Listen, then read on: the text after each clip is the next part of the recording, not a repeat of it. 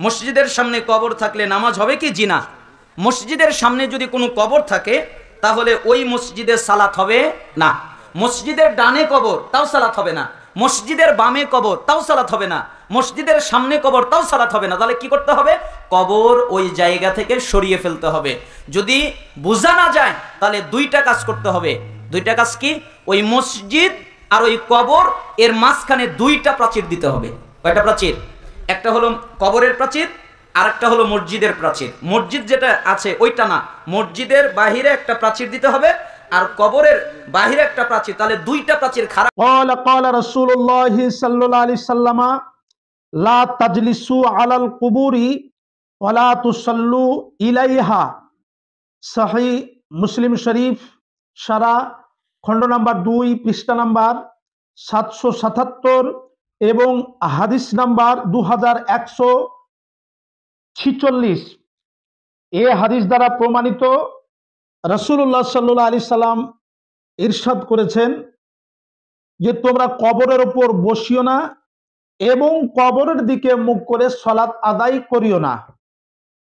মসজিদে কবর থাকলে দুটি কারণের জন্য নামাজ পড়া নিষেধ রয়েছে। আর এ শায়েখ বক্তব্য রাখলেন মসজিদের ডানে, মসজিদের বামে, মসজিদের সম্মুখে, মসজিদের পেছনে কবর থাকলে কোনো রকম ভাবেই সালাত আদায় হবে না। এটা জাতিকে, মুসলিম সমাজকে বাড়াবাড়ি ভুল ব্যাখ্যা শোনালেন। দুটি কারণে মসজিদে কবর থাকলে সালাত আদায় হবে না। এই হাদিস দ্বারা এটাই প্রমাণিত। অন্য হাদিস থেকে বর্ণিত আছে, আমার নবী বলেছেন তোমরা কবরের ওপর বসিও না। দ্বিতীয় নাম্বার, কবরকে সম্মুখে রেখে সালাত আদায় করিও না।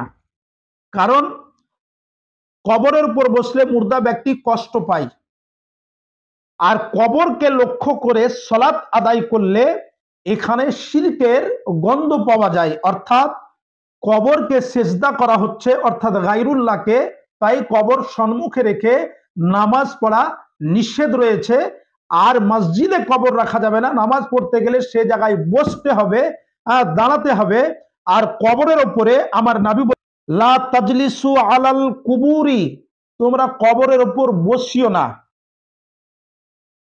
ওয়ালা তুসাল্লু ইলাইহা, এবং কবরের দিকে লক্ষ্য রেখে সালাত আদায় করিও না। প্রিয় দর্শক, তাহলে মসজিদ একটি স্থান। মসজিদের জায়গা ব্যতীত ডানে, মসজিদের জায়গা ব্যতীত বামে, মসজিদের জায়গা ব্যতীত সম্মুখে, মসজিদের জায়গা ব্যতীত পেছনে। অর্থাৎ মসজিদ হচ্ছে সেজদার জায়গা, ইবাদতের জায়গা। ডানে বামে পেছনে মসজিদের জায়গা ব্যতীত অন্য জায়গায় যদি কবর থাকে তাহলে সেই মসজিদে নামাজ পড়ার কোনো রকমের অসুবিধা নাই, আপনি সালাত আদায় করতে পারেন। কিন্তু এ শায়েখ যেভাবে মাসআলাটি দিলেন আপনারা শুনলেন, তবুও কোনো হাওয়ালা ব্যতীত কিতাবুল আন্দাজ উনি বক্তব্য রাখলেন যে কবরের আলাদা প্রাচীর দিতে হবে, মসজিদের প্রাচীর আলাদা দিতে হবে। কবরের আলাদা প্রাচীর দিতে হবে এবং মসজিদের প্রাচীর আলাদা দিতে হবে।